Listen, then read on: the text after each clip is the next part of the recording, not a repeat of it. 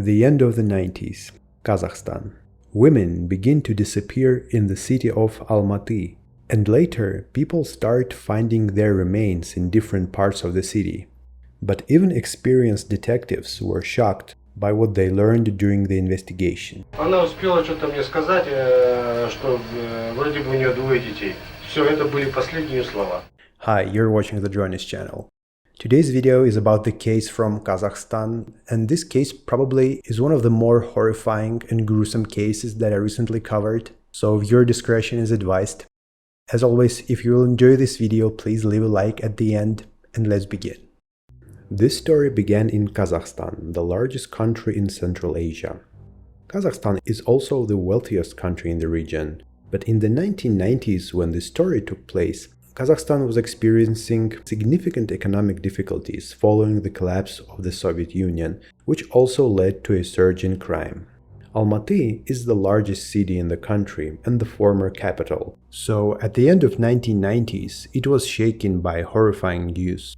January 26, 1999, female body parts were discovered in a garage bin not far from the city center.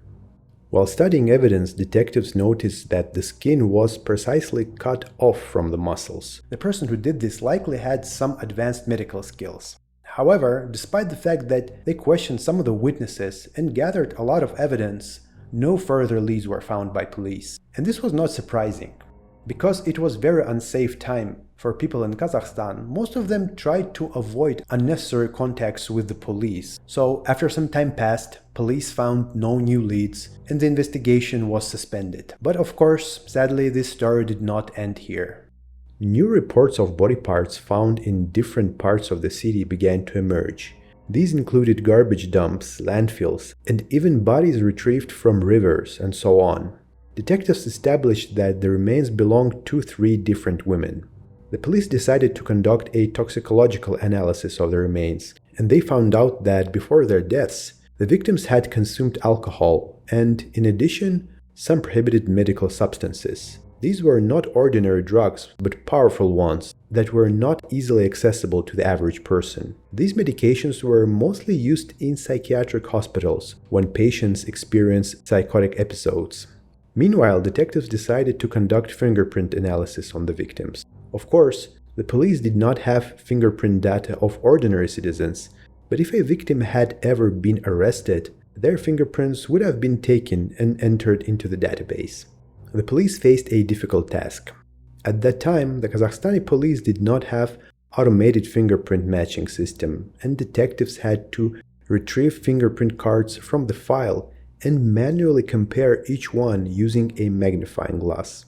After some time, to their surprise, they got a match with the fingerprints from the database. The fingerprints belonged to Olga Kolesnikova, who was a sex worker and had been arrested once for stealing a sewing machine, and because of it, her fingerprints were in the police archives. The detectives decided to talk to Olga's colleagues, as people in this profession usually knew many rumors and interacted with a large number of people on the streets. One of Olga's colleagues, who worked with her on Sayfulin Street, mentioned rumors about a man hunting down women working on that street. And there were stories that several of them had disappeared without a trace after living with that man. Now police knew for sure 2 facts about the murder. First, they knew that they probably often roamed around unsafe parts of the city, and they also knew that they likely were somehow connected to local hospitals. Because first, they had advanced knowledge of human anatomy, and they also had access to some of the serious medical drugs. And for a normal person, it was very hard, almost impossible to get them. And while the police were trying to create a portrait of the suspected perpetrator, they received a new report. A human skull was found on the territory of one of the city's psychiatric hospitals. And strangely, it was completely clean, just a bone without any tissues on it. In some places, it even looked charred, as if it had been boiled or cooked. The fact that it was found near the hospital coincided with the information that the perpetrator might have had access to medical drugs that were obviously widely used in the psychiatric hospital. The police began to check the hospital staff. Upon learning about the evidence found, some psychiatrists speculated that The murderer might have consumed his victims as food. Also, after analyzing the skull, it was established that this skull belonged to Olga Kolesnikova, whose remains were found recently in other parts of the city. Now, the entire police force joined in the search of the murderer, including undercover officers working on Seyfuddin Street. Meanwhile, rumors were spreading among the city's residents, causing people to be afraid to go out in the evening, and parents refused to let their daughters to go to school unaccompanied. After checking the staff of the hospital, the police didn't find anyone suspicious. However, soon another lead emerged in the case. Two sex workers who usually found clients on the same street reported that a man recently had come to them whom they had seen before. This time, this man was with two of his friends. And after negotiating the price, these two women went to an apartment with these men. But from the beginning, the behavior of their clients seemed strange to them. One of these suspicious clients started examining these women, and it seemed more like professional medical checkup for various diseases. They also remembered that these three men called each other by their full names, so it almost sounded professional. Then, as they recalled, the group decided to drink, and after a few sips of alcohol, both of these women lost consciousness. Presumably, several hours later, these women woke up and saw one of the men who had been with them rummaging through their personal belongings. Understanding that something was wrong, they panicked and managed to escape from these strange clients. They almost forgot about this incident, assuming that these three men just tried to rob them. However, a few weeks later, while they were working on the same Seyfuddin Street, they again noticed these suspicious men picking up another woman. They remembered the woman that left with them, and what later shocked them that this woman was never seen again on Seyfuddin Street. Obviously, it was possible that she just stopped working there, but remembering what happened in the apartment with three suspicious men made him think that this woman might have been murdered. Luckily for the detectives, these two women remembered the address where the strange man had taken them.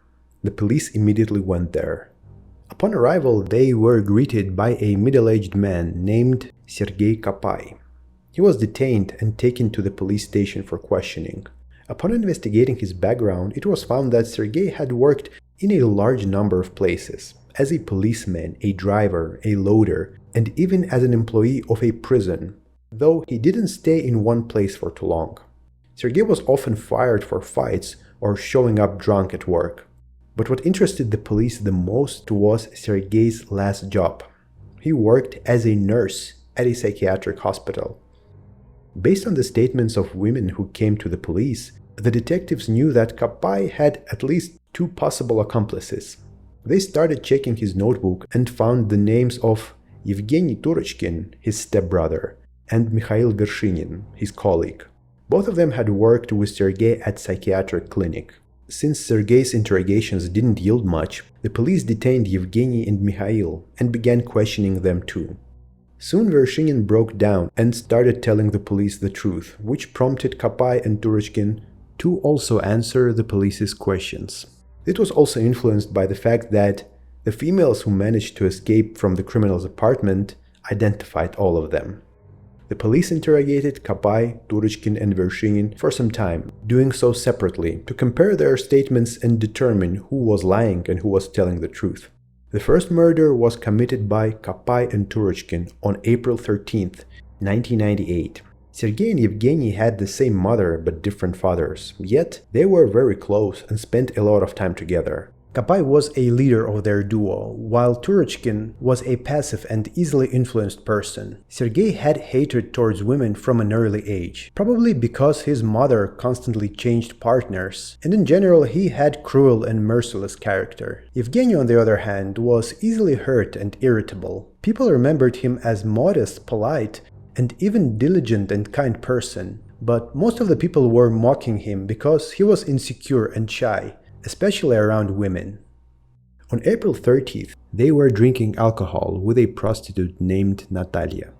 When it came time to pay, Kapai and Turechkin felt that they didn't want to pay her money. It was roughly $7, as they could have bought more vodka with that money. Kapai then discreetly approached this woman and struck Natalia in the neck with a knife. After Kapai and Turechkin dismembered the body, they continued drinking vodka. Soon they got the idea to try the victim as food in the process. They roasted the meat and consumed it, allegedly even treating their mothers, sisters, and even neighbors with it, obviously not telling what it was. But of course they didn't stop there. Kopay sometimes invited his former colleague, Mikhail Vershinin, to drink with him and Turechkin. They became friends while working together, and one day, during a drinking session, Kopay opened up to Mikhail and told him what they did to a woman at their apartment. Mikhail wasn't really surprised or shocked by what he heard. Apparently he had a strong inclination towards violence, and as a former medical student, he was very interested in the process of murder and wanted to study the human body this way. And Mikhail also said that he hated women too. In reality, Vershinin despised Kopay and Turechkin, considering Sergei to be an alcoholic, and he thought that Yevgeny was just a stupid person. Gradually, he took on the position of the unofficial leader of their group. Vershinin expressed his desire to participate in the killings and suggested using potent psychoactive drugs that he stole from work and kept in large quantities at home. He also had a deep understanding of human anatomy. Knowing the location of joints and tendons, Mikhail explained to Kopay and Turechkin how to dismember the body without using an axe, and how to separate the muscles so they could consume them as food.